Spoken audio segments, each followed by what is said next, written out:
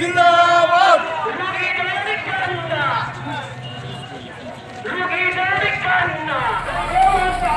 দূর থেকে দাও, দূর থেকে দাও, পিছনে বিজেপির ই ছিল কি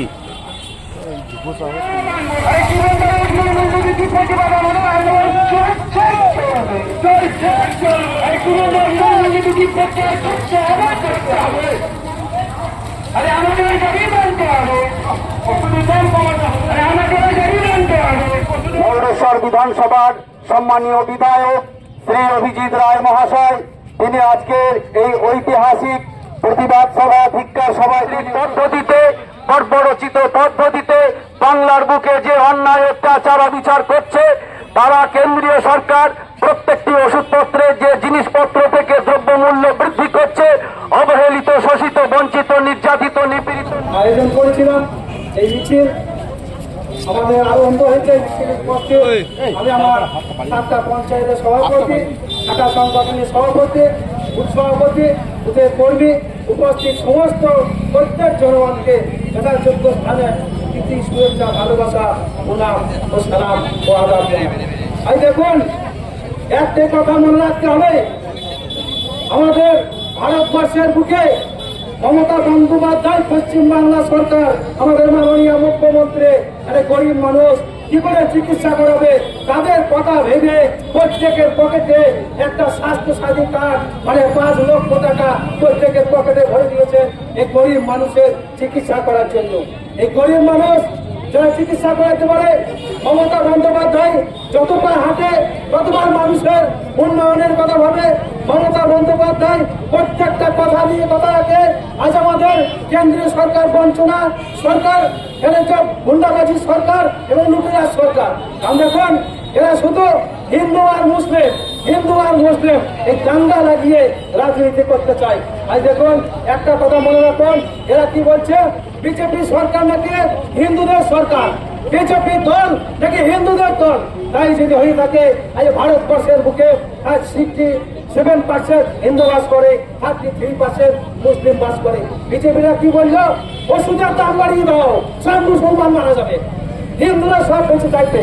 কেন? তা তো হিন্দুদের সরকার, হিন্দুদের দল, হিন্দুদের স্বার্থের জন্য ওষুধের দাম বাড়িয়ে দিল ভারতীয় জনতা পার্টি। এই জন্য বাড়িয়ে দিল। দেখুন, একটা গল্প বলে, একটা কাক আর শিয়াল ছিল। শিয়াল কাকটা মাছের তোলাতে বসে থাকতো, শিয়াল বলতো পাশে পেয়ে দিবে ধান আসো, তাহলে শিয়াল কোথা থাকে দেখবো। আমাদের এই হিন্দুদের দেবতা, এই হিন্দুদের সরকার, ভারতীয় জনতা পার্টির সরকার, নরেন্দ্র মোদী সরকার, ও বলছে পাশে পেয়ে দিবে ধান আসো, তারা মুসলমান কোথা থাকে দেখবো। আরে তোর হিন্দু ভাইরা কোথা থাকবে? 67% হিন্দু আর 33% মুসলিম ভাই আছে। এই যে মুসলিমদের যত করে জিনিস অসুবিধা করে, তো এরা ব্যবসা করতে এসেছে। প্রত্যেকটা জিনিসের টোপ দিয়ে, টুপি টাপ্পা দিয়ে ভারতীয় জনতা পার্টি ব্যবসা করতে এসছে। আজ মনে করে বহুদিন আগে এরা কি করেছিল, বাড়িতে বাড়িতে মায়েদের নামে জ্বালানো নামে প্রত্যেকে উজ্জ্বলা যোজনার গ্যাস প্রত্যেকের বাড়িতে ধরিয়ে দিয়েছিল। উজ্জ্বলা যোজনা গ্যাস কেন ধরিয়ে দিয়েছিল? দেখুন, একটা গ্যাস চেম্বার, একটা উনুন, 1800 টাকা দাম। এই 1800 টাকা দামের একটা চেম্বার আর একটা উনুন মানুষের বাড়িতে প্রত্যেক মায়ের হাতে ধরিয়ে দিল। ধরিয়ে দেওয়ার কি করলো, 420 টাকা গ্যাসটা 720 টাকা, এখন 1120 টাকা। এবার হিসাব করুন তো, প্রত্যেক বাড়িতে একটা করে গ্যাস সিলিন্ডার তারা ধরিয়ে দিয়েছে। প্রত্যেক ফ্যামিলিতে একটা করে গ্যাস সিলিন্ডার ধরিয়ে দিয়ে 420 টাকার গ্যাস 1120 টাকা, মানে মাসে 700 টাকা করে। কত বড় বিজনেসম্যান এই অমিত শাহ, নরেন্দ্র মোদী বিজনেসম্যান ভারতবর্ষের বুকে ব্যবসা করতে এসছে। যেমন ইস্ট ইন্ডিয়া কোম্পানি ভারতবর্ষের বুকে ব্যবসা করতে এসে ভারতের চাষিদিকে শোষণ করে খেয়েছিল। নীল বিদ্রোহের কথা মনে করে মানুষকে জবরদস্ত তার জমিতে চাষ করাতো, সেই নীল চাষিদের কাছ থেকে নিয়ে চলে যেত এবং প্রত্যেক চাষাকে তার সামান্য কিছু ধরিয়ে দিয়ে তাকে রাস্তায় বসাইতো। রাস্তায় বসানো সরকার, এরা বাণিজ্যের সরকার, ব্যবসা করতে এসে মোদি মানে বানিয়া, এ ভেনের ছেলে ব্যবসা করার জন্য ভারতবর্ষের সিংহাসনে বসিয়েছে। এইভাবে এই গ্যাসের মতো ওষুধ আজ একটা ওষুধের দাম বাড়িয়ে দিল। মমতা বন্দ্যোপাধ্যায় কি বলছে? স্বাস্থ্য সাথী কার্ড দিয়েছে, তোমার অবস্থা খারাপ আছে, যে চিকিৎসা করাতে পারে না, গরিব মানুষ আছে, হসপিটালে গিয়ে 5 লক্ষ টাকা ফেসে দেবে চিকিৎসা করা। আর নরেন্দ্র মোদী, অমিত শাহ কি বলছে? এরা বলছে হ্যাঁ, মমতা বন্দ্যোপাধ্যায় স্বাস্থ্য সাথী কার্ড দিয়েছে, আপনি চিকিৎসা করাবেন, সেই চিকিৎসার ওষুধের দাম থেকে আমি আমার ব্যবসা ঠিক উঠিয়ে নেব। তাই নরেন্দ্র মোদী যে ওষুধের দাম বাড়িয়ে মমতা বন্দ্যোপাধ্যায় স্বাস্থ্য সাথী কার্ডের যে সুবিধা দিয়েছেন, আপনি যে ওষুধটা কিনবেন ওষুধের দাম বাড়িয়ে তিনি ব্যবসা করতেছে। ভারতবর্ষের বুকে ব্যবসা করে ভারতবর্ষের ব্যবসা করার পর চলে যাবে।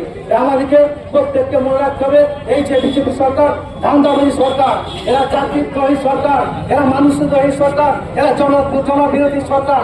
এই জনবিরোধী সরকারকে আমাদেরকে প্রত্যেককে মনে রাখতে হবে। মমতা বন্দ্যোপাধ্যায়ের নির্দেশ মতো মমতা বন্দ্যোপাধ্যায়ের লড়াইয়ে সামিল হয়ে মমতা বন্দ্যোপাধ্যায়ের হাত শক্ত করার জন্য 2026 নির্বাচনে মমতা বন্দ্যোপাধ্যায়কে ব্যাপক ভোটে জয়ী করে আমাদের পশ্চিমবাংলার মুখ্যমন্ত্রী, তারপর আবার ফের পরবর্তী পদক্ষেপে আমাদের দিল্লির বাসনাতে এই মমতা বন্দ্যোপাধ্যায়কে নিয়ে যেতে হবে।